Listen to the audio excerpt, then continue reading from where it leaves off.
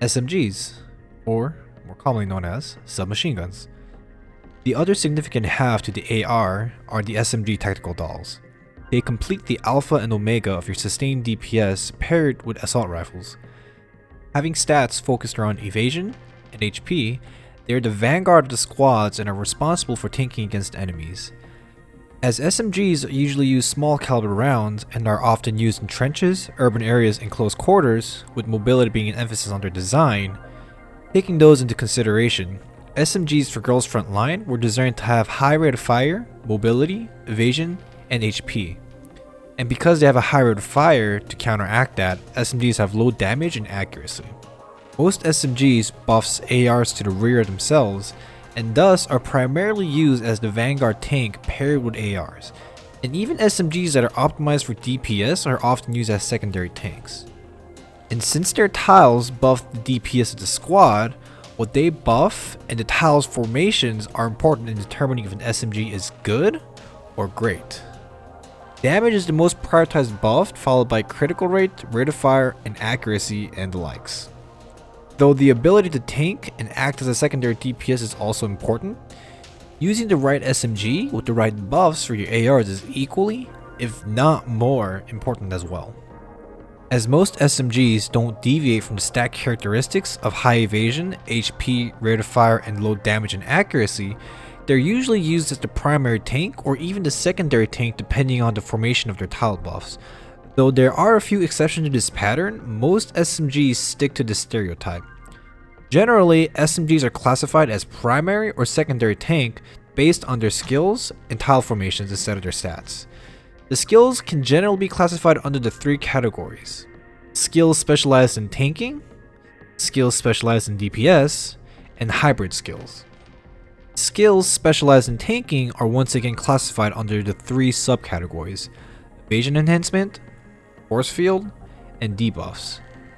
Most SMGs in this category are used as primary tanks with the exception of some of the debuffing SMGs depending on the formation of their tile buffs.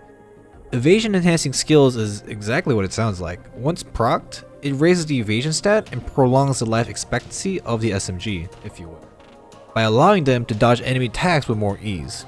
Though it is great in the earlier chapters where the enemies aren't as threatening and your DPSs can't dish out enough damage to quickly kill them, the skill is less effective in the later chapters.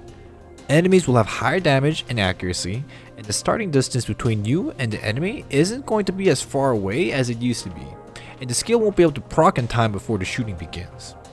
The initial cooldown is around 6 seconds, which isn't that much shorter than the force field initial cooldown, but its effect lasts much longer and also has a shorter cooldown and is more effectively used in long-term battles. Then you have the force field skill, which to this date, only 3 dolls possess, being Thompson, G36C, and MP5.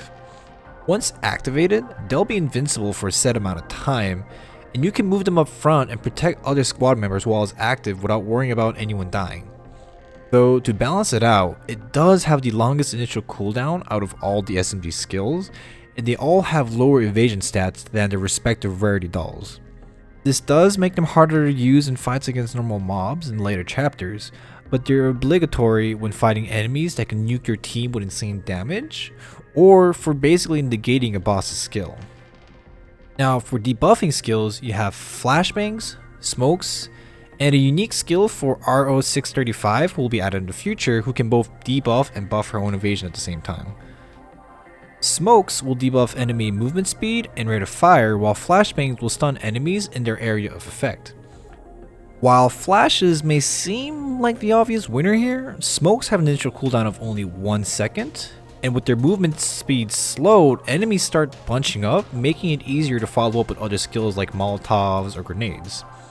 Not to mention, bosses are immune to flashbangs, and flashbangs have a long initial cooldown.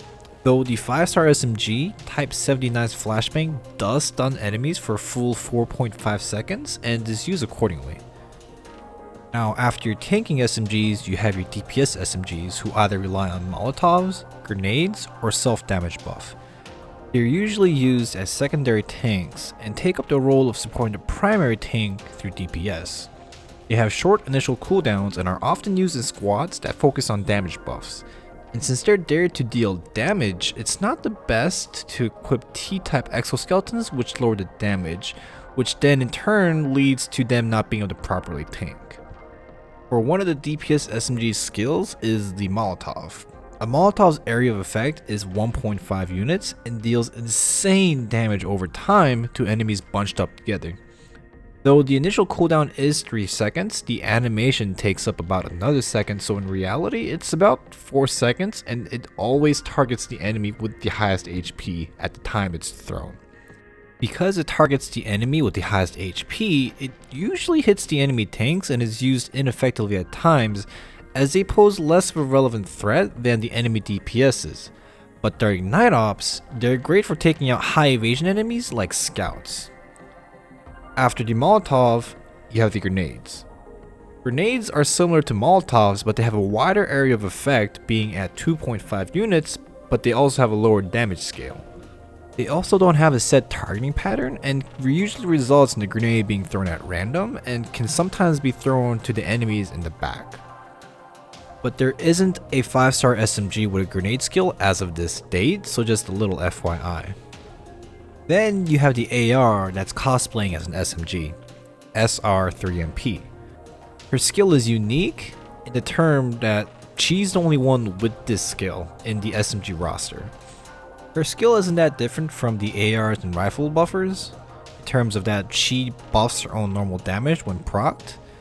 And this skill does have incredible scaling going for it, but due to the SMG class characteristic of flow accuracy, you'll need to compensate for it somehow whenever possible. And even though it's a lot of extra work to properly utilize her, SR3MP dominates in the single target DPS department. Now, as of the current date that I'm working on this video, none of the SMGs that have hybrid skills have been released on the global server yet, but I'll be mentioning them just for future reference like I did with RO635 earlier. Now, for the first one you have SCW and Honey Badger, and they are hybrid DPS SMGs. Their skill is similar to SR3MP, but they're also able to raise their own evasion, making them a more stable option in some situations than SR3MP, who goes all in on DPS. Then you have UMP40 and CMS, who are able to both tank and DPS thanks to their skills. I'll probably make videos on explaining them more in depth once they get released on the global servers.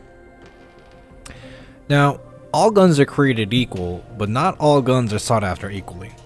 As I mentioned earlier, tile buffs and their formations are critical in differentiating between a good and a great SMG. Those factors determine who the SMGs get paired up with and how the formations are composed. This is the general priority order you should be looking for in terms of what buff you want. First one being damage. Since there isn't a hard cap for the damage stat, this is generally an all-in-all great buff to look out for since it goes well with grenadiers and can help brute force armored units during night ops, which I kind of mentioned during my AR breakdown video. Next is the rate of fire buff. Now, buffing rate of fire is a tricky bag of math. Since there's an actual hard cap of the stat, then there's the realistic hard cap due to frame rates and all sciencey stuff that'll be for a future video. Basically, there's no point in buffing the rate of fire past the realistic hard cap due to how the game is coded and executed. You want to be able to hit that realistic cap without too much waste to fully optimize the rate of fire stat, but that requires a lot of manual calculations as well as the compatibility issue between the SMG and AR at hand. Not to mention, during night ops, damage is preferred over rate of fire so that you can properly deal damage to armored units anyway. After that, you have critical chance.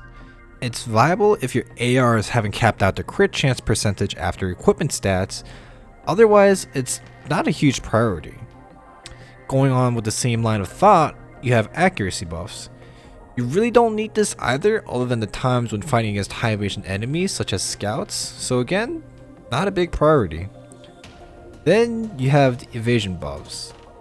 If the situation where your ARs need to evade enemy attacks, that usually means your tanks are already dead and you've probably lost a battle. Following that train of thought, evasion buffs really aren't prioritized. Nothing more, nothing less. And SMGs are sometimes even ignored just because of the reason that their tile buffs are evasion. So take that as you will. And that just about does it for an SMG breakdown. Next video is either going to be the rifle breakdown or a corpse dragging guide and the popular maps to do it on. I don't know which yet, it'll depend on my availability, but either way, look forward to it.